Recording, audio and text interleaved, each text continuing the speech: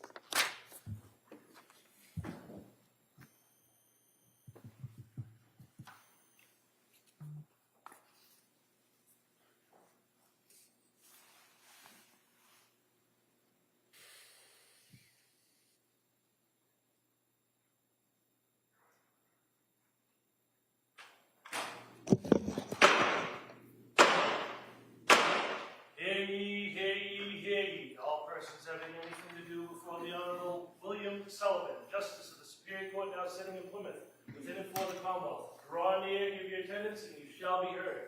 God save the Commonwealth of Massachusetts. This court is now in session. Please be seated. Good morning, Your Honor. May I proceed? Yes, please. Your Honor, before the court today, we have the continuation of the jury trial in the matter of Commonwealth versus Lindsay Clancy. Ms. Clancy is present. She is represented by Attorney Kevin Reddington. The Commonwealth is represented by Assistant District Attorney Shannon Buckingham and Assistant District Attorney Jennifer Sprague. All right. Well, good morning, everyone. So what I want to do is first I'm going to ask you those questions, make sure everybody was able to follow my instructions, and then I'm going to discuss a little bit about what we're going to do today in our schedule. So first off, the first question is, any member of the jury read, seen, or overheard anything from any source that would affect your ability to be a fair and impartial juror in this case? All right. Well, next question is there any other serious matter or concern bearing on your service as a juror in this case? Anybody needs to bring to my attention? All right. So again, thank you for following those instructions. And so what I want to do is just talk a little bit about the next part of the trial, which is the view. All right, you hear people talk about it. Now, I already kind of blew my cover when I said I couldn't control the weather. I would have taken credit for the fact that it's a beautiful day today, but I already told you I couldn't control that. So, but a view. So let me explain kind of what a view is. Give you this very brief instruction in regards to that. Members, the jury, you're about to visit and go by a number of places that you've heard testimony about during the trial. Right? And the terminology we use for that, as I've said, is a view. Now, the purpose of the view is to help you better understand the evidence that you've heard and will hear during the trial, and to help you appreciate the location, the surroundings about these different areas. All right, now, the view that you're going to take is part of the case. The observations that you make while on the view may be used by you and considered by you in your deliberations in reaching a verdict. So you can consider what you're about to see during the course of the view. The places that we're going to go to in this case, we're going to drive to the CVS that was described. We're not going to get out, but we're going to see where that is. Then we're going to drive by that restaurant, 3V, I think it's called, in Plymouth. So we're going to drive there. Then we're going to go back to the home, which is at 47 Summer Street, and you'll have an opportunity to go inside the house. You'll go in there with the court officers, the lawyers, myself, and because we've got a large jury here, what we're probably going to do is break it up into maybe 3 groups of 6. All right, so we'll take 6 and we'll all go down. We'll look at different areas. The attorneys will point out certain things they may want you to take note of, but you can look at everything as far as just view it. When you're in there, you're not to do any independent research. You're not to kind of open up drawers or open up doors or anything like that. So the attorneys will give you an opportunity, and we'll give you an opportunity to just kind of look around and view that. And so after that, you're not to return to the scene. In other words, after you do this, you're not to go back if you have these unanswered questions or anything like that. You're not to go back. This is your chance to see these areas in this residence. All right. Like I said, you can consider what you're about to see as part of the evidence in the case. Now, during the trip to and back from these places, you're not to discuss the case or anything about it amongst yourselves or with anyone. When you're coming back, you're not to discuss on the bus, hey, we saw that, or did you see this, things like that. That's, as they say, that's verboten. All right, you can't talk about that on the way to and from. And so, as I indicated, you're going to be under the supervision of the court officers. I'd ask you to follow their instructions carefully.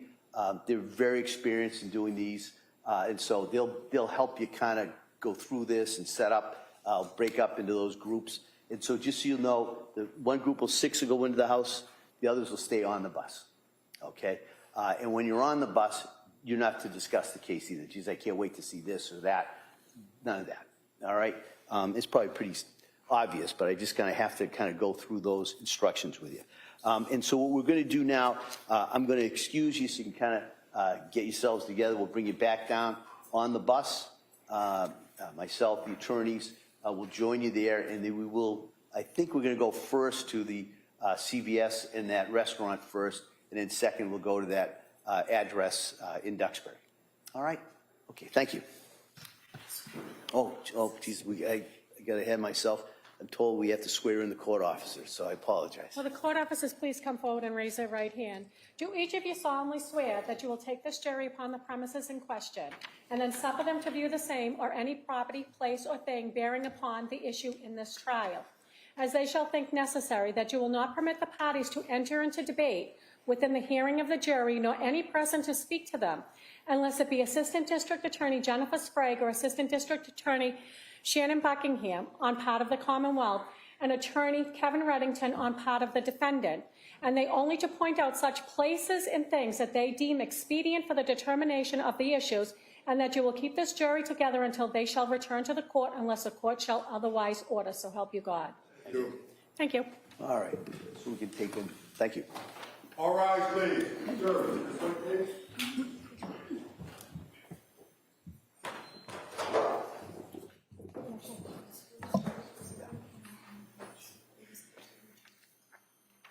I'll go in first. Had that problem before.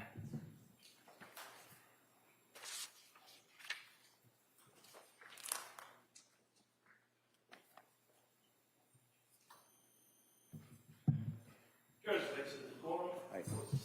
Counsel, anything we need to address before the view? All right, Counsel, so we'll be in recess at this time to resume. As soon as we come back from the view, we'll resume the trial. Okay, thank you. Court, all rise. Court's in recess, please exit the courtroom.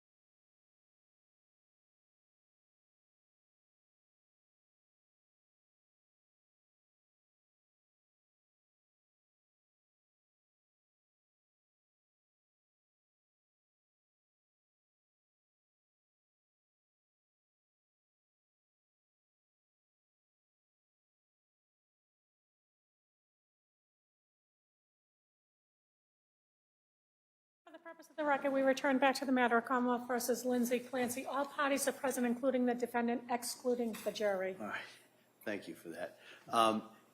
Ready for the jury, Commonwealth? Yes, Your Honor. All right, defendant? All right, why don't we bring the jury in?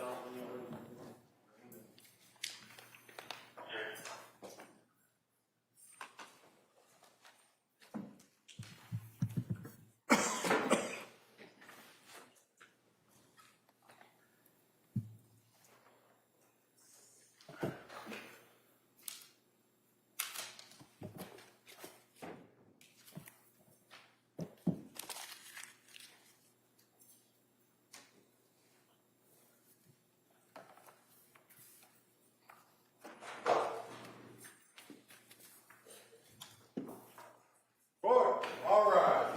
Jurors enter.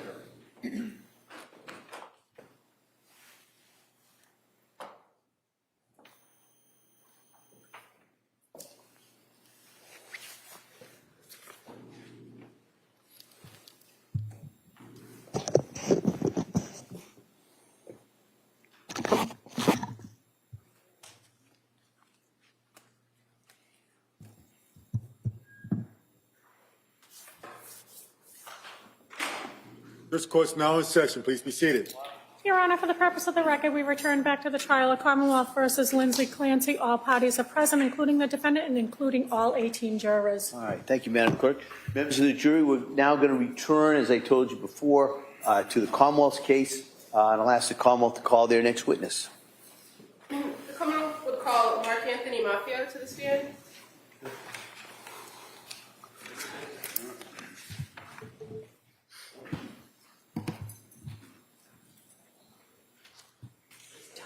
While we're waiting, you want to just add for the record, same objection and standing All right. objection, so All right.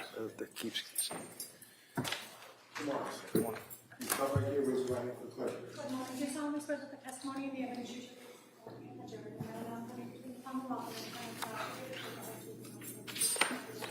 Thank you, sir. You may have a seat. Watch your step here, please. All right, good morning, sir. Your Honor. All right, Attorney Buckingham, please. Thank you.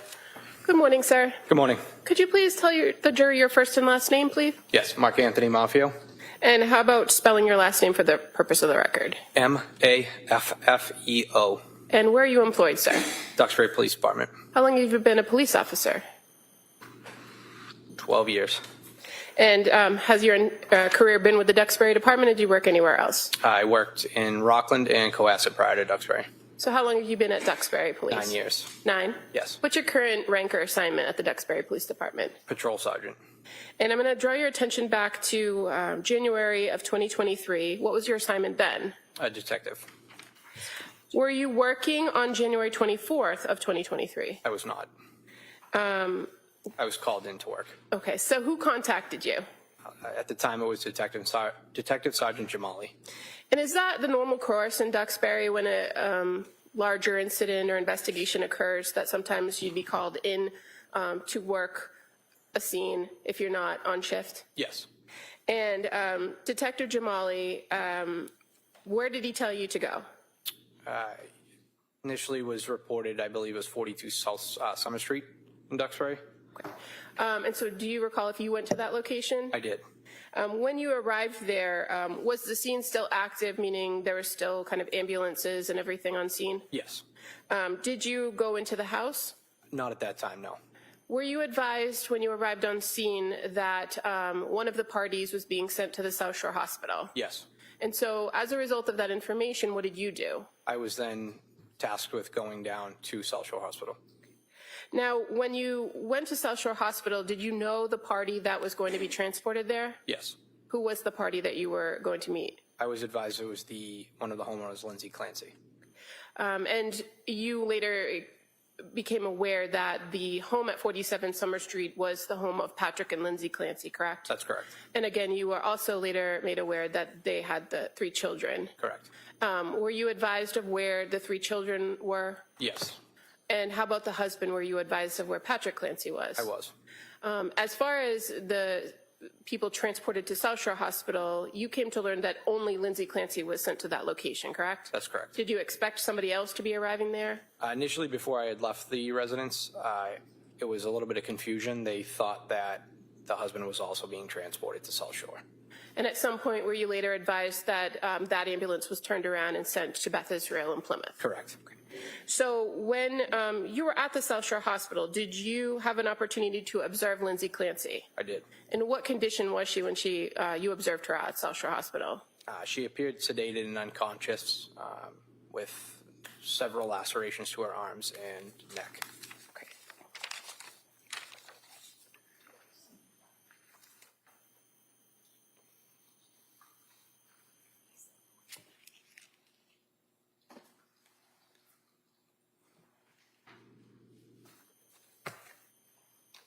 I have no objection to the photographs. Thank you. May I approach the witness? You may. I'm going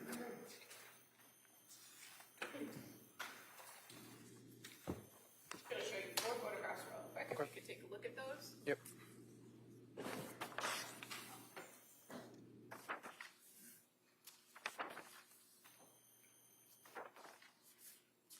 Do you recognize the individual in these photographs? I do. And were you present when these photographs were taken? I don't recall. Okay. As far as the condition that the person in these photographs was in, do you recall this to be a fair and accurate representation of what she looked like? Yes. I would ask to move these as the next 4 All right, exhibits. those may be admitted.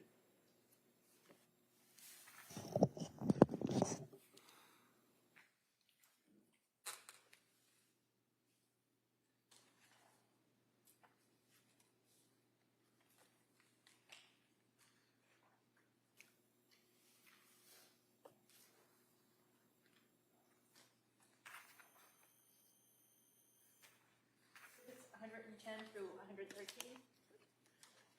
Sir, if I could just draw your attention to the screen beside you. I'm showing you now what's been marked as Exhibit 110, and who is the individual depicted in this photograph? Lindsay Clancy.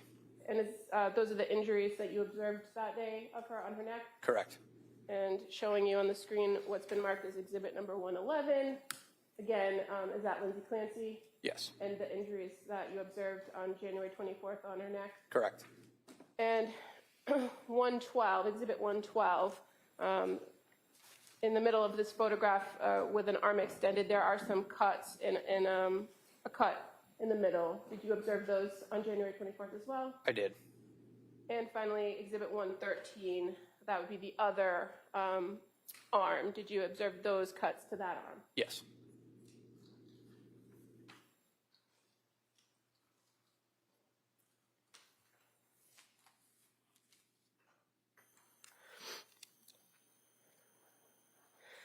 Now, in addition to observing her at South Shore Hospital, did you do anything to collect potential evidence that day? I did. And what did you do? I gathered, I believe they were already had been removed from the hospital staff, clothing, pants, shirt, I believe it was a scarf, and wedding bands. Okay.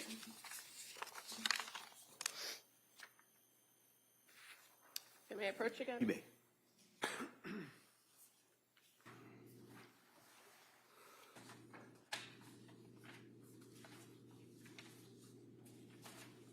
just going to show you 7 Thank you. photographs, if you could take a look at those.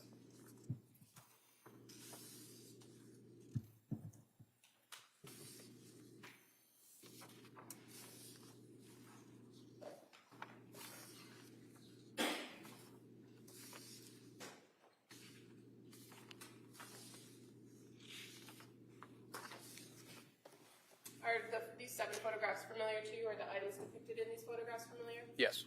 I'd move to admit these as the next exhibits, please. Any objection? I have no objection to any of the photographs. They may be admitted.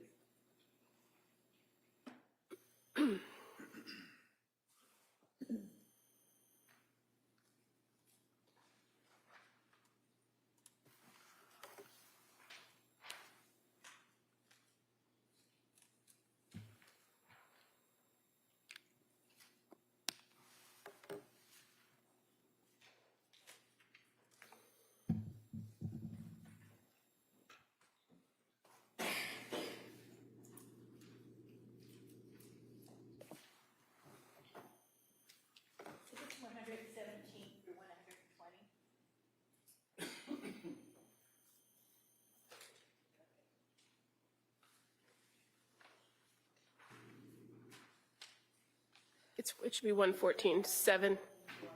Thank you.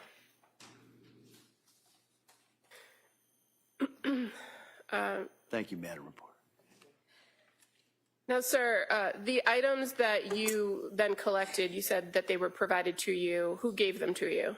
It was one of the hospital staff. Okay, and so in examining those, you would agree that those items have been cut off of the individual? Correct.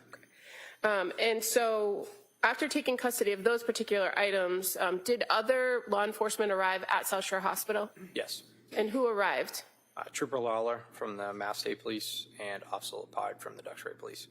And again, you had been at the scene at 47 Summer Street, correct? Correct. And then you went to South Shore Hospital. Were other members of the Duxbury Department at the Summer Street address and at other locations during the time you were at the hospital? I would believe so, but I'm not positive. And were you aware that the state police had become involved in this case? Yes. And based on your experience as a Duxbury officer, do you sometimes work in tandem with the state police on certain types of investigations? We do. And so when Trooper Lawler arrived at the hospital, did you turn over these items to him? I did. Now, in the time that you were at the South Shore Hospital, did you have the opportunity to speak at all with Lindsay Clancy? No. In the time that you observed her, was she responsive at all? No. Was she in custody at that point? I would say yes. Well, let me ask you this. As far as when a person is placed in custody, you usually advise them that they are, correct? Correct. I don't hear him saying that he's not sure. His answer was yes. All right. So I understand what the government. Sustained.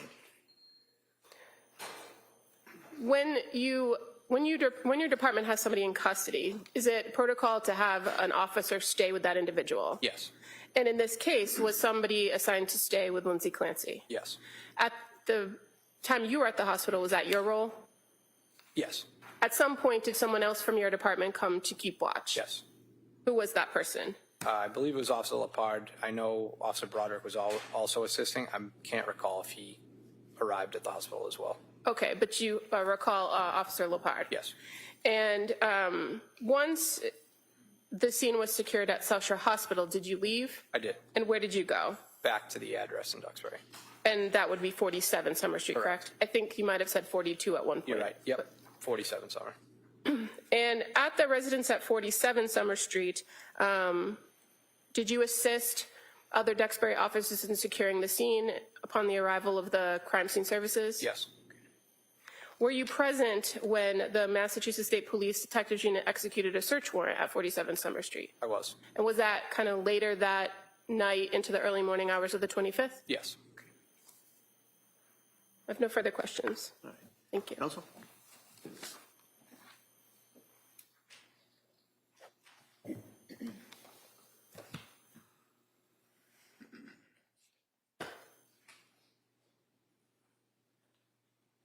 Could I see the exhibits that were just introduced? I'm sorry. Yeah.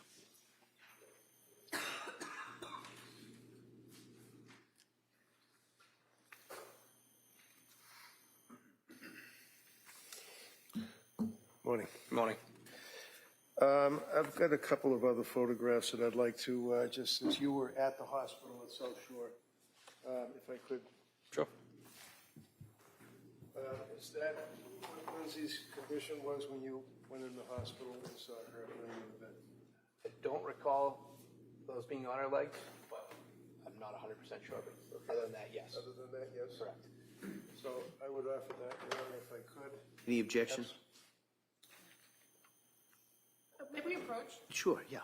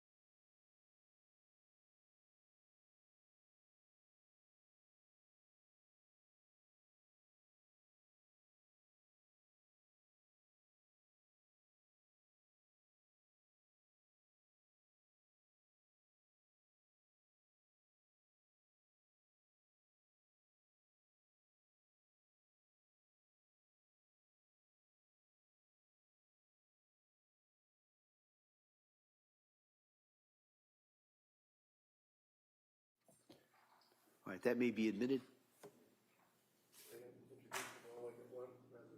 Sure, yeah, if you want to do that.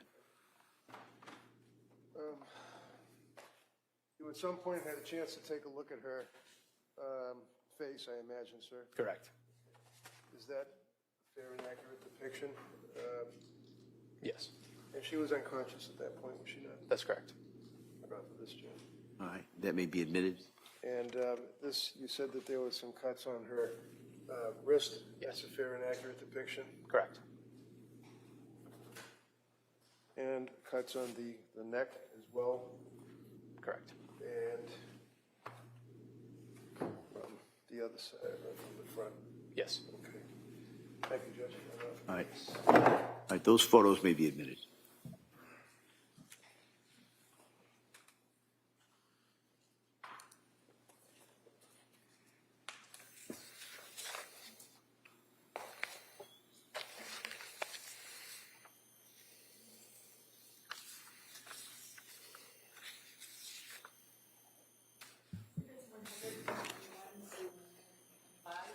Thank you.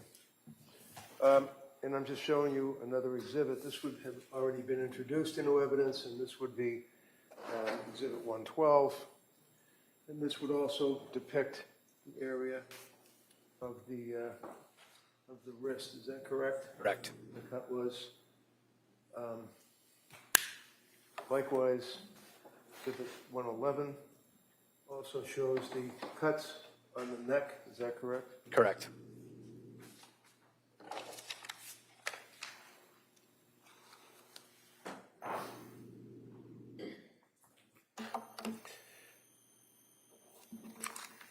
Now, when you went to the house, you were a detective at this point, correct? Correct.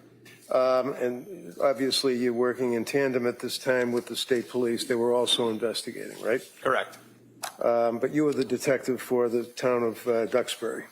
One of them, yes. One of them, okay. And one of the things counsel had asked you about was the clothing that Lindsay was wearing, and it was cut off, right? Correct.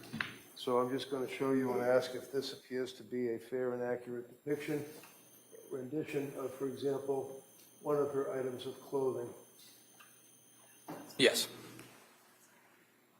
Okay, well, I don't know that, so I'm just going to just make sure it's in, that's all. Does that show that there's blood on that item of clothing? Not that I see. Okay. Was there some type of residue of paint or something on the clothing, if you recall? I don't recall, no. No. Did you notice on the pants any blood on the jeans?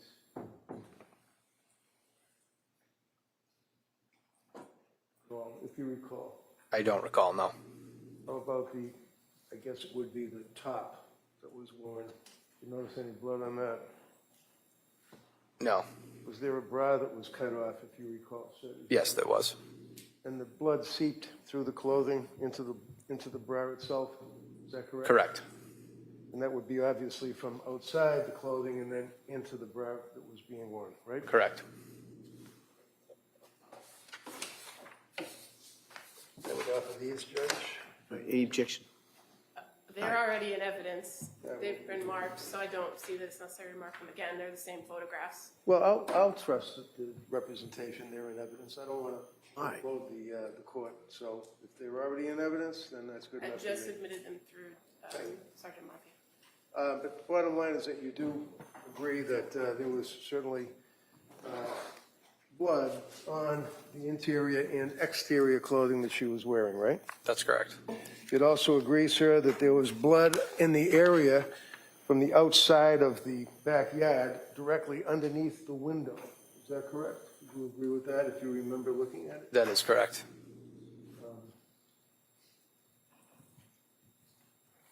This way. The ground, the snow, and the leaves that were underneath, of course, there were a lot of people walking around, but you could see the blood Correct. directly underneath the window, right? The back window. You notice blood that was on the window sill itself on the second floor, one mark on that window ledge. Yes. You also noted blood that at some point had gone onto the two shingles that were in the area underneath that ledge, underneath that window, right? Correct. And off of the blood on the floor, on the ground with the EMT documents? No objection. All right, that may be admitted. Exhibit 126. Thank you.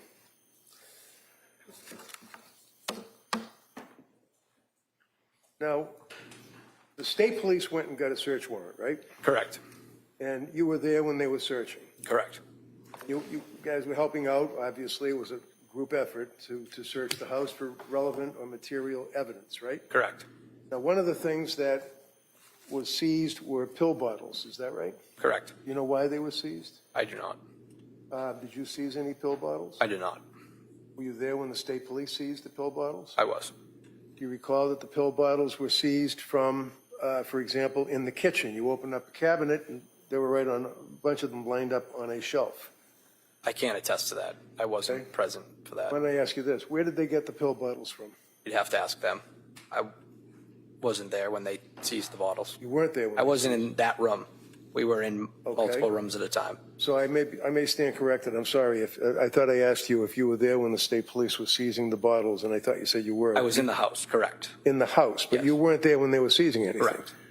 How about up in the bedroom? Did you go up in the bedroom? I did. Did you observe the blood on the floor? I did.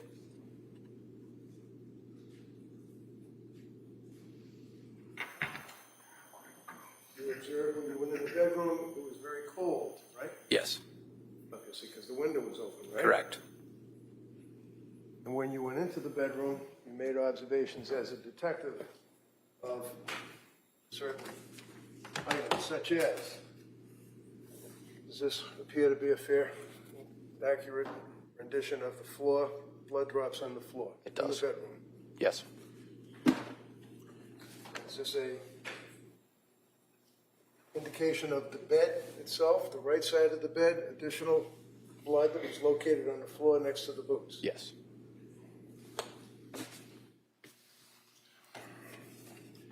Does this appear to be the nightstand that was next to the bed? It does. And do you see what's on top of the nightstand? Yes. What's on top of the nightstand? There's 2 cups, a knife, it looks like a jar or something, and maybe a clock. Okay, also blood drops? Correct.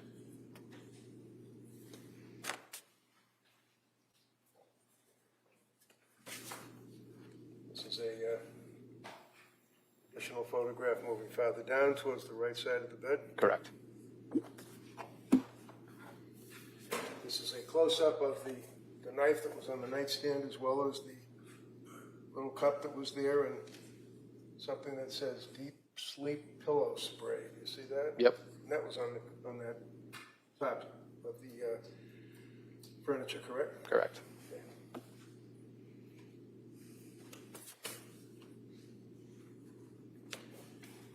And this again is an area depicting various items of clothing. It looks like a little headband, a wire, perhaps to charge a phone, and blood on the floor. Correct.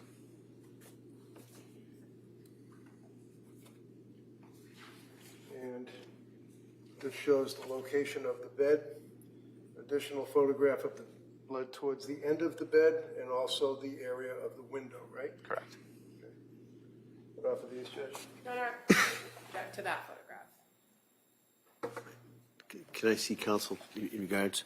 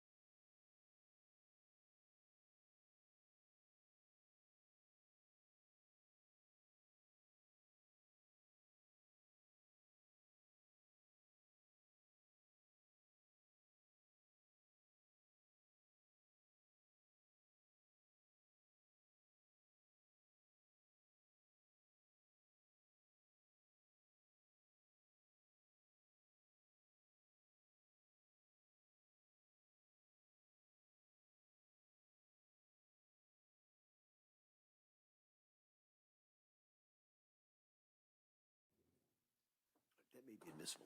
That may be admitted. Just for continuity, this also show a different angle, but basically the boots that I already showed you and the blood, showing that the blood kind of follows through along the edge of the bed, the furniture, and then up to the wall. Correct. Was there also, like, if you recall, one of those full-length mirrors? I don't Remember recall. that? No? I don't have to judge. All right. Any objection on that? All right, those pictures may be admitted. Thank you.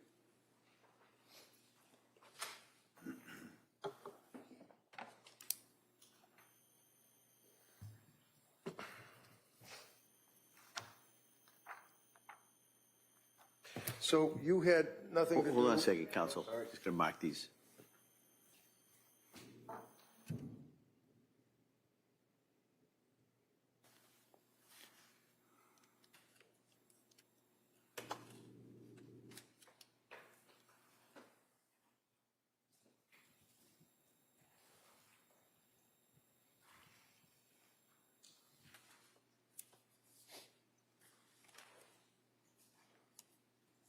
Period.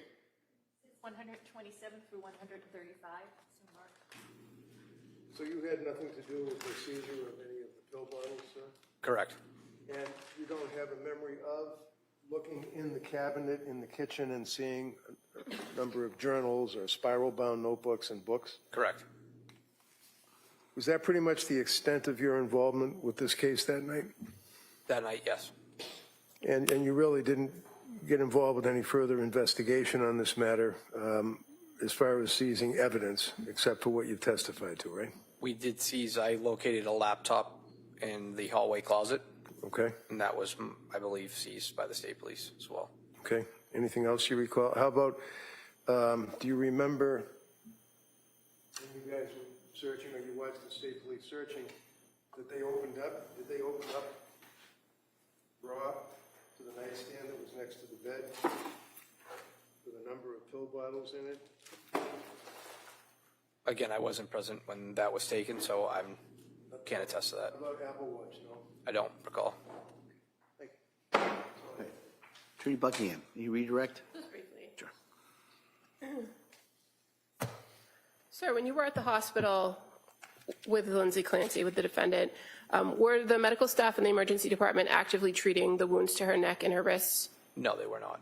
And when you came back to the home at 47 Summer Street to secure the scene and wait for crime scene services, nobody went into the house that didn't need to be there before crime scene services, correct? Correct. In your experience, is that normal? Yes. And so were you present when any of the photographs that were shown to you by defense counsel were taken? I don't believe so. Okay. So your testimony today about those photos is your best memory of what the scene looked like at that That's time? correct. Yes. And as far as your role in the search warrant execution, fair to say there were quite a number of state police, Duxbury officers, as well as crime scene troopers on scene in the house during that. And each person, did they have their own kind of role in what they were doing? Correct. And did you kind of stay to your area? Yes. And you indicated that you only found a laptop in the first floor closet, correct? Correct. And so any of the other manners in which the rooms were searched, you were not a part of? Correct. Thank you. Nothing further. You didn't have to stay to your area as a detective in the Duxbury Police Department, did you? Correct. So you were able to go and assist with the search and go into the different rooms and look for potential evidence, right? That's correct. And do you remember approximately how many Duxbury police officers were in or about the house, either outside, on the porch, on the deck, in the house, downstairs, upstairs? I don't. Would it be more than 10? No, I wouldn't say more than 10. How about state police? You remember how many there were of them? No.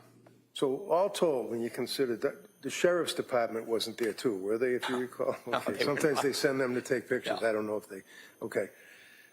Would you agree that there were probably more than 10 officers from state police and Duxbury police that would be doing this investigation? Correct. All right. A number of police cruisers, and then you have perhaps, just asking, the yellow tape, Yes. crime scene, don't pass it and all that? Correct. Now, if I was, for example, to show up and pull up in my car and get out, and they're not going to let me wander in the house and look around, are they? Correct. I mean, that's just for law enforcement officers only until they clear the scene. Correct.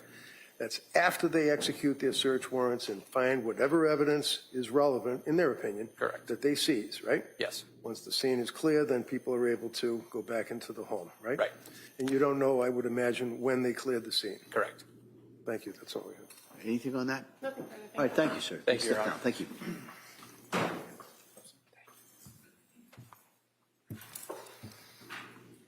Attorney Buckingham. Oh, Richard Lepard.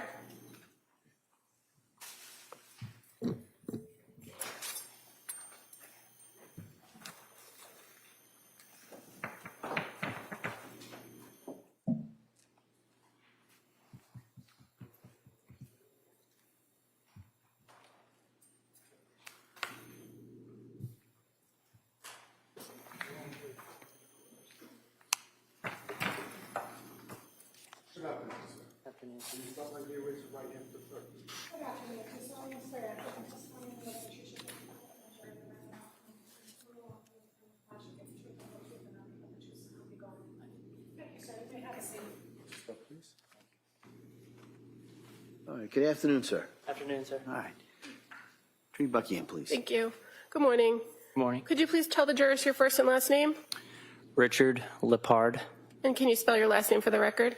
Lippard. And how are you employed? I work for the Duxbury Police Department. And how long have you been a police officer? 6.5 years. Have you worked for Duxbury the entire time, or did you work someplace else? The entire time. What's your current assignment at the Duxbury Police? Patrolman. Back in January of 2023, were you also on patrol then? Yes, ma'am. Were you working the day of January 24th, 2023? Yes. At some point while you were on shift that day, were you asked to assist in an ongoing investigation for an incident that occurred at 47 Summer Street in Duxbury? Yes. I was called back in. You were called back in? Yep. Had you finished your shift? Yes, ma'am. And so where were you asked to go? To the police department. When you came to the police department, where did they direct you to go as far as the investigation went? South Shore Hospital in Weymouth. And so when you arrived at South Shore Hospital, was there already another Duxbury officer there? Detective Mafia was there. Okay. And what was the purpose of you going to South Shore Hospital? To overwatch the person in custody. Okay. And did you learn who that person was? Yes. And fair to say that individual was a woman by the name of Lindsay Clancy, correct? Yes. What were your observations of her when you were at South Shore Hospital? She seemed to be sedated, not speaking or anything on the hospital bed, just laying there. And excuse me, when you were there, or during the time that you were there, did you ever have any conversation with her? No. Did she remain unresponsive during the time that you were there? Yes. And were you also there when somebody came in and took some photographs of her? I do not recall. Were medical staff tending to her during the time that you were with her? Yes. Where in the South Shore Hospital was this? The emergency department or someplace else? Emergency department. And shortly after you were there observing her, did she or did the doctors indicate she was going to be transported someplace else? Yes. Where was she going to go? That she was going to be med-flighted to the Brigham in Boston. And other than yourself or other law enforcement and medical staff, did anyone speak with her at the South Shore Hospital? No. And when you, when she was transported to the hospital in Boston, did you go along with the transport? Yes. Do you remember how she was transported? It was a med-flight helicopter. So you rode in the helicopter with her? Yes. And when you arrived at the Brigham in Boston, where did she go there? She went to the emergency room.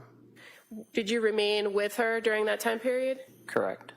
And was there anyone else with you at the Brigham with her?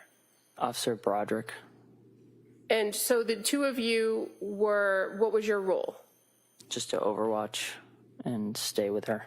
At any point when you were with her at the Brigham, did she ever, was she ever awake or responsive? No, not to my knowledge.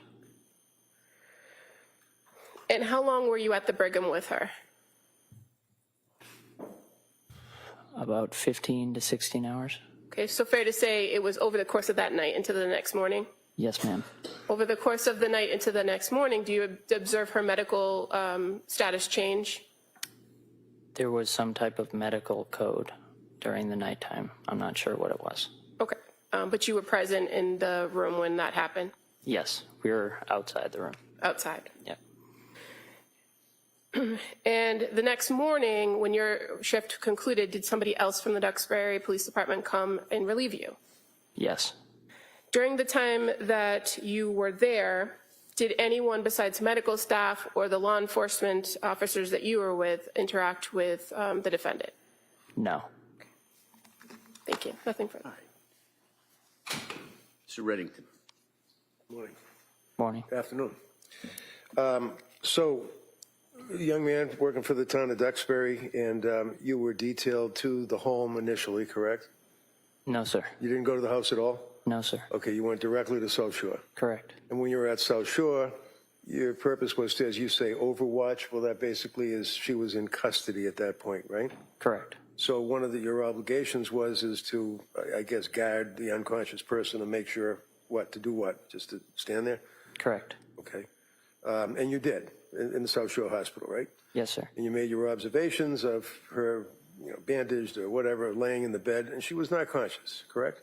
Correct. And at some point, the decision was made medically that they were going to have her med-flighted to the Boston Hospital, Brigham and Women's, right? Correct. And that was by way of the helicopter. Yes, sir. You had a helicopter ride into Boston with her, right? Yes, sir. You were overwatching her in the helicopter again, right? Yes, sir. She still had not gained consciousness at all. Correct. She wasn't talking to you or medical staff or anybody, right?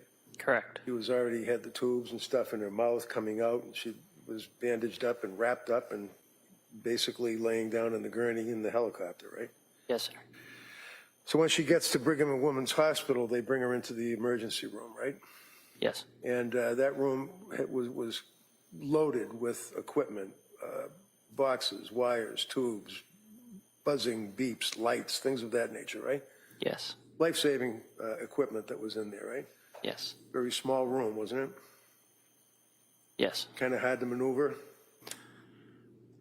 There was enough space for the medical staff to maneuver. All right. And how many police officers were overwatching the unconscious person while she was in the emergency room at Brigham and Women? 2. That would be you and the other officer from Duxbury. Yes, sir. At what point did the state police officers arrive in the hospital? I don't recall them coming to the hospital. Did you ever see state police in the hospital? Possibly at South Shore Hospital, but not in Boston. So you're in Brigham and Women's, off of the helicopter into the emergency room for a day, is that correct?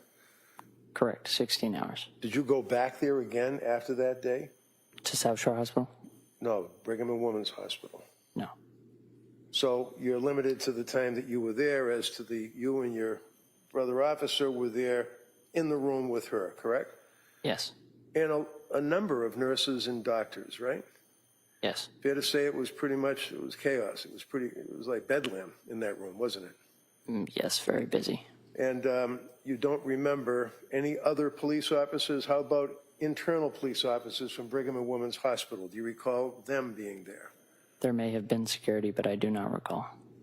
So is it your testimony that you do not recall any other police being in that room or outside the room when you were there? Correct. Now, at some point, police were detailed, if you know, to sit outside the room to guard the door. Is that correct? Yes. And what were you guarding against? Objection. No, overall.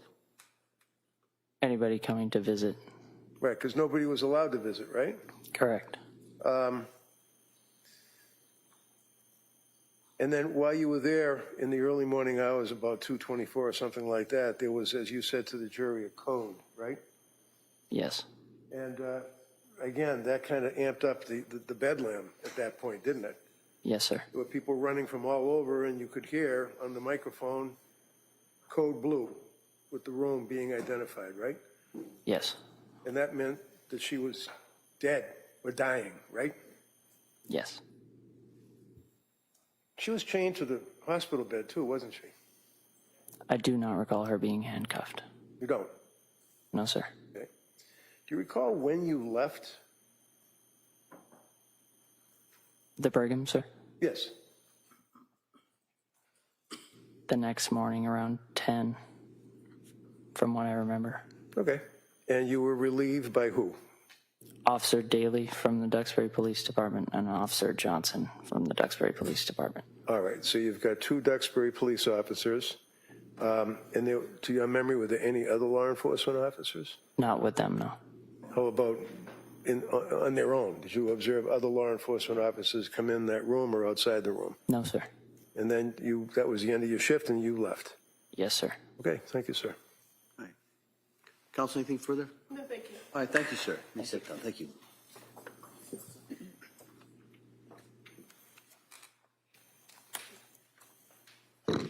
Commonwealth calls Dr. Mark Henowitz.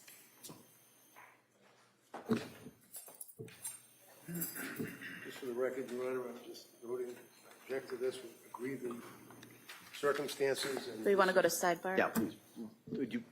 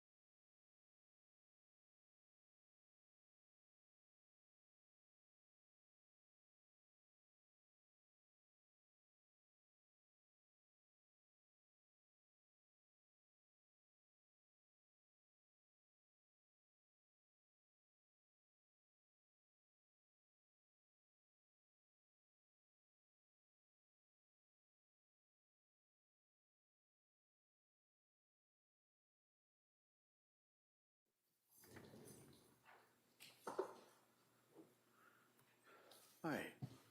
Attorney Sprague, I'm sorry. Thank you, Your Honor.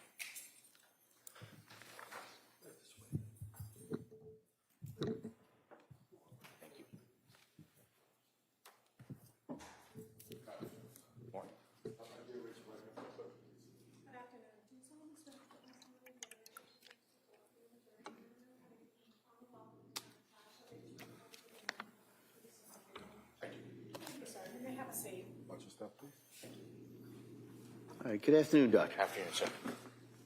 If I may? Yes, please. Thank you. Good afternoon. Could you please state and spell your name for the record? Mark Joseph Tenarowitz, MarkJosephTenerowicz. And what is your date of birth, sir? 2/28/69. What do you do for a living?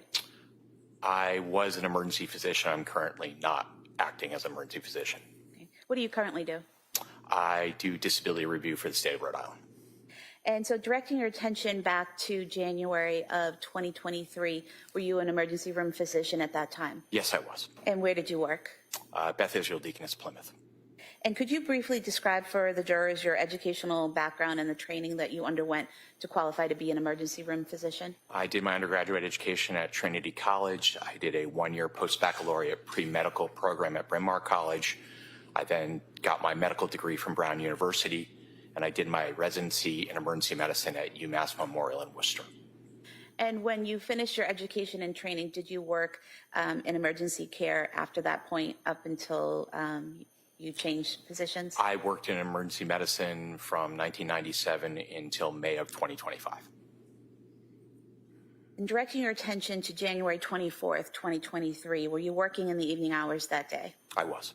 And at some point in time, did you treat a child named Dawson Clancy? Yes. How did he arrive at the hospital? He arrived by fire department ambulance. And when he arrived, were you given a summary of his injuries by emergency personnel? Yes. What did you learn at that time? I was told that he reportedly had been strangled and he was found without a pulse and not breathing. And what observations did you make of Dawson yourself? When he arrived, he had a breathing tube in. They had placed a device into the bone of his leg to give him intravenous fluids and medicines. CPR was in progress. He was not breathing on his own and he had no pulse and was not responding. And after, strike that, did you observe any trauma to his body? I believe there were some old appearing bruises on his legs and there was some ruptured blood vessels on his face. And did you observe anything in the area of his neck? Not that I can recall. And what did you do to treat Dawson? We continued CPR. We continued to give him IV fluids. We gave him doses of adrenaline to try and restart his heart. We confirmed that the breathing tube was in the right position. We eventually gave medicines to treat the presumed acid buildup in his blood. We gave him calcium to make sure that his heart would, if it started again, would beat effectively, and that's what we did. And how did you go about making sure that the breathing apparatus was in place properly? Basically 4 ways. We detected carbon dioxide in the air coming out of his lungs, which usually just comes from the lungs. I listened and could hear breath sounds. I looked with a video laryngoscope to confirm that the tube was between the vocal cords going into the lungs, and we did an x-ray. And when you say you were hearing breath sounds, was that him breathing on his own or something else breathing for him? That it was someone breathing for him, squeezing the bag attached to the breathing tube. Okay. And so that the breath sounds you heard just confirmed that whoever was squeezing the bag valve mask, the air from that was going into the lungs and then carbon dioxide was coming out? He was not breathing spontaneously. Okay. And are you, while all of this is happening, are you continuing to assess him and his condition? Yes. And what were your assessments? So we would stop periodically every several minutes to very briefly check to see if he was breathing on his own or if he had a pulse. And he was not at any point. At one point, towards the end of the resuscitation, I used an ultrasound to determine if his heart was beating effectively, and there was no evidence of that. Okay. And based on your training and experience, at some point in time, did you make a determination that your efforts weren't going to be successful? I did, based on the time from when resuscitative efforts started in the field by the paramedics and the time that we put in, and the fact that despite the best resuscitative efforts we could, the fluids, the medicines, the CPR, breathing for him, it did not look like his heart would ever start again. Approximately how long did you and your team work on Dawson? I believe we worked on Dawson about 40 minutes in addition to what the paramedics had done previously. At any point in time, did you try to use a defibrillator? I did not. And why is that? He was unfortunately never in a heart rhythm that would have made defibrillation an effective treatment. So your heart has to be in a certain condition for a defibrillator to even work? Yes, there are 2 heart rhythms, basically equivalent of the heart, that if you use a defibrillator, you can restore a rhythm that makes the heart beat effectively. He was never in one of those rhythms. And at some point in time, did you declare Dawson deceased? Yes. Okay. And do you recall when that was? I believe from my review of the records recently, it was at 1928. In 1928, would that be 7:28 p.m.? That's correct. Thank you, Doctor. Mr. Reddington. Good afternoon. You indicated that you observed what appeared to be older bruises to his legs, his lower Yes. legs, that like shin area? That Yes. area? And you also had an interosseous device, I think, is that what you said? Yes, he did. And that would require inserting a needle or something into the actual shin bone area? Yes, into the tibia. Thank you, sir. That's all I have. All right. Anything further? No, Your Honor. All right, thank you, Doctor. Thank you.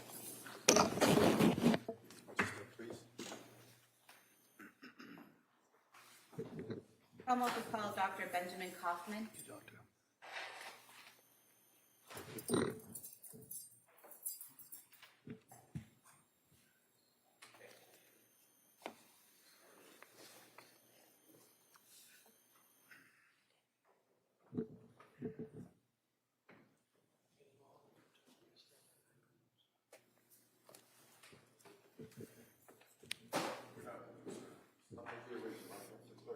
Good afternoon. It's almost like the testimony you may have issued should be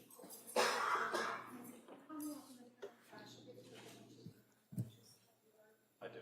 Thank you, sir. You may take a seat. Watch your step, please. All right, good afternoon, Doctor. Just for the record, Your Honor, I'd like to just note the same objection. Same ruling. Thank you, Your Honor. Good afternoon. Could you please state and spell your name for the record? It's Benjamin Kaufman, BenjaminKaufman. And your date of birth, sir? September 10th, 1984. What do you do for a living? I'm an emergency medicine doctor. How long have you been doing that? About 12 years. Could you briefly describe for the jurors your educational and training background that qualifies you for that role? Yeah, I went to Boston University for medical school, and then Kings County for residency training, and then Columbia for fellowship in global emergency medicine. And where do you currently work? Beth Israel in Plymouth. And back in January of 2023, did you work there? I did. And specifically on January 24th, 2023, were you working that evening? I was. And while you were working that evening, did you treat a patient named Callan Clancy? Yes, that was my patient. And do you recall how he arrived at the hospital? Yes, with the EMS, with CPR ongoing. And is it typical that when EMS arrive with a patient, they give you kind of a summary or a rundown of the patient's condition? It is. And did they give you that rundown on Callan's condition? They did. He, at the time, his heart had stopped and CPR was ongoing, and he was not breathing. He was receiving breaths by a bag valve mask ventilation. And what did you do in terms of treating Callan? So as soon as he came in, basically we put in a breathing tube, and we were able to get an IV established. The first thing that we do is give a dose of epinephrine. And in this case, you can look directly at the heart with an ultrasound, and his heart started beating after we were able to give that dose. At that point, we continued compressions, continued giving him breaths through the breathing tube. And Plymouth Hospital does not have pediatrics or the ability to care for that level of pediatric patients. So we're on the phone with Boston Children's Hospital, making preparations basically to get him to the more definitive care. And about how long into your care of Callan did he regain a heartbeat? Probably from the time that he got to the ER, maybe like 10 minutes or so, I'm guessing. At any point in time, did he regain the ability to breathe on his own while he was in your care? No. Did you do any examination or testing to determine Callan's brain function? So at no point did he exhibit any brain function. I'm not like a neurologist, so we are not the definitive person, but in emergency medicine, there's a scale called the Glasgow Coma Scale, which is generally from 3 to 15. There's different variations for pediatrics, but he scored the lowest, which basically is you're in a coma or have no brain response during the entire time that he was in my care. So on that scale, the 3 to 15, 15, would that be someone who's walking and talking and acting normally? That's correct. And a 3, is that someone with no brain function? That is correct. And you testified that Callan was at a 3 when you treated him? At no time during his care did he have any brain function that was evident on my exam. And at some point in time, was it decided to transfer his care to Boston Children's Hospital? Yes, we were in contact with him basically immediately, and then he was flown by helicopter to Boston Children's Hospital, and the whole time the ICU doctors were on the phone reviewing the case and making recommendations. And at any point in time, to your knowledge, from the time he entered the emergency department at Beth Israel Deaconess Plymouth until he arrived at Boston Children's Hospital, was he able to breathe on his own? No. Thank you, doctor. All right, counsel. I have no questions. Thank you, sir. Thank you, doctor.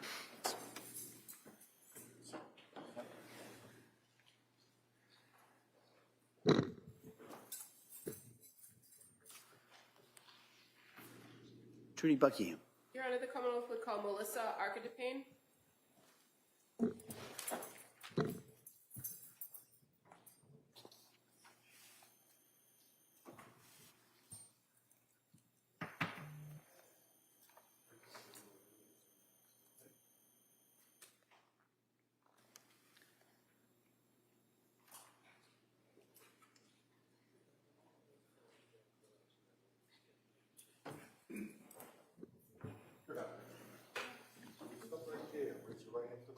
Good afternoon. Do you solemnly swear that the testimony you may have which you shall give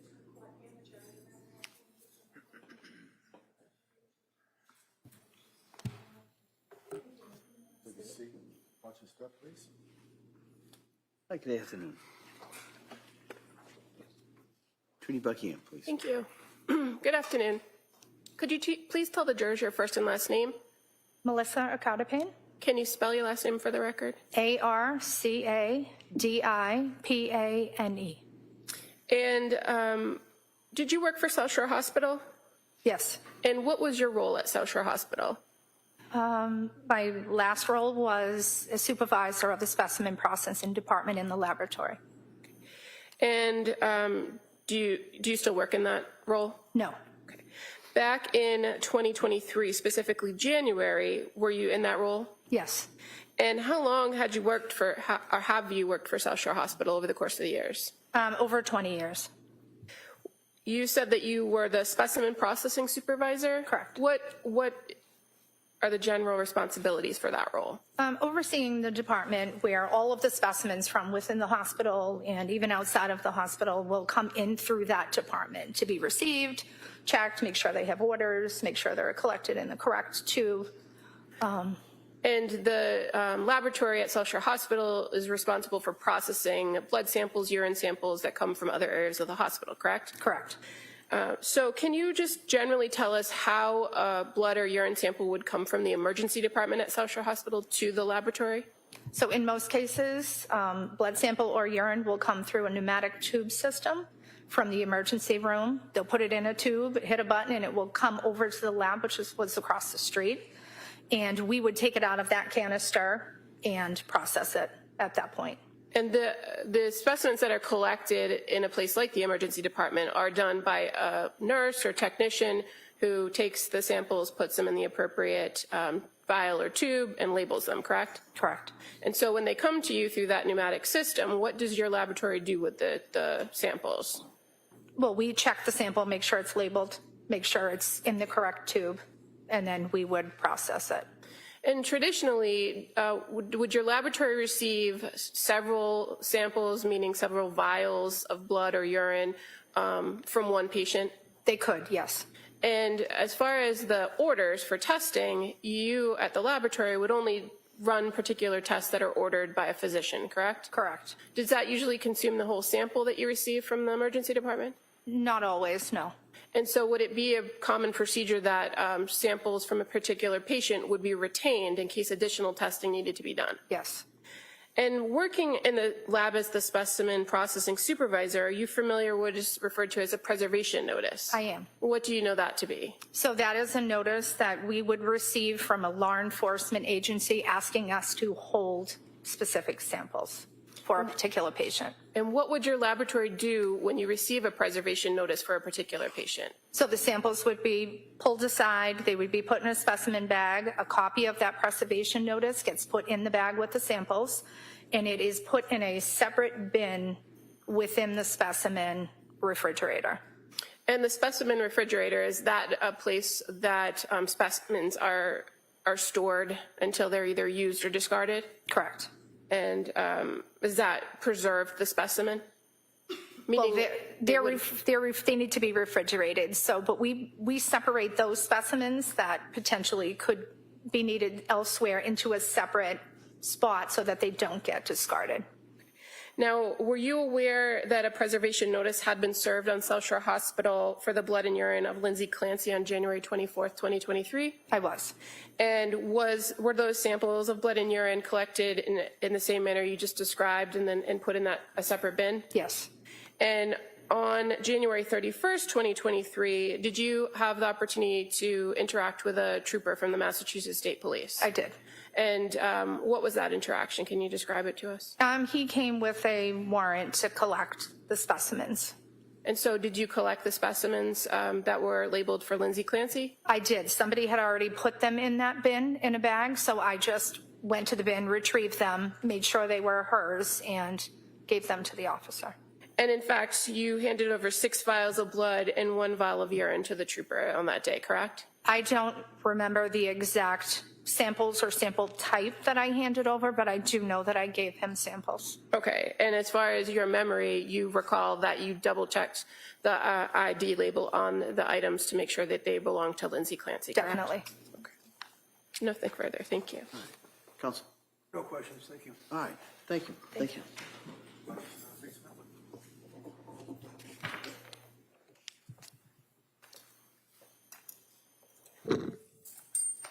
Your Honor, at this time, the Commonwealth would move to submit the certified medical records from Beth Israel Deaconess in Plymouth for Cora Clancy, Dawson Clancy, and Callan Clancy in one binder.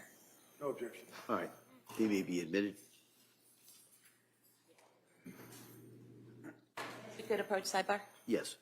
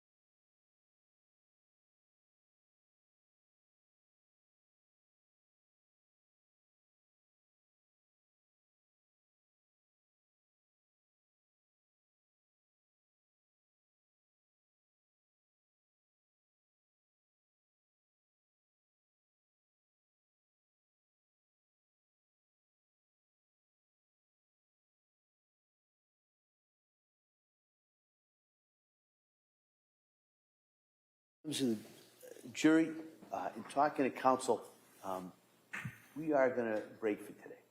All right? What I was talking about over here is in regards to the schedule where we are. We are, if not on schedule, at a schedule. All right? And much of it is because of the work when you're not here, counsel is going over some of the exhibits and some of that, and that's part of some of these breaks, at least for you. All right, so I just kind of want to let you know that's what's going on. So I'm going to excuse you. I know it's been a long week anyway. So we're going to take a break till Monday. All right. And on Monday, the schedule anticipation will start about 9, maybe a little bit later than that. But I ask you to be here ready to go at 9. There's some matters I may have to talk to counsel, so it might give a little bit late start for you on Monday. And then the anticipations will go most of the day. All right. Like I said, we are well on schedule, if not ahead. What I want to remind you now, which you know I'm going to remind you, that you're going to be not here for a couple of days. It's very important. You've heard some of the evidence. You haven't heard all of the evidence. All right. You haven't heard the law that you will apply to this. So you have to keep an open mind. And the best way to do that is don't talk about this with anyone. Don't do any research. Don't watch anything. If something comes on, turn it off. And just like I said, if you're talking to somebody who brings up, blame me. All right? The judge said I am not to talk about it. I'm not to listen to anybody talking about this and shut them down right away. I appreciate all the work that you've put in here so far. I look forward to seeing you on Monday. I hope you have a nice weekend, and we'll see you then. All right, thank you. Court, all rise. Good. Close your notebooks, please. Place them on the chairs. All right.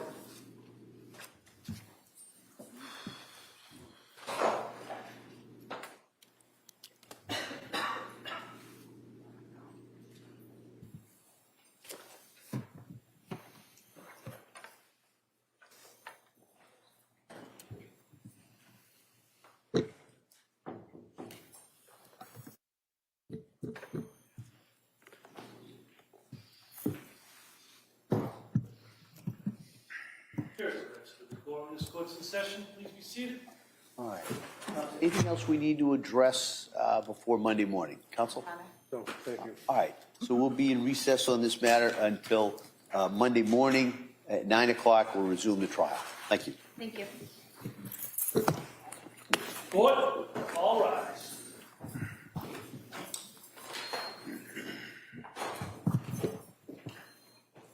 Court's in recess. Please exit the court.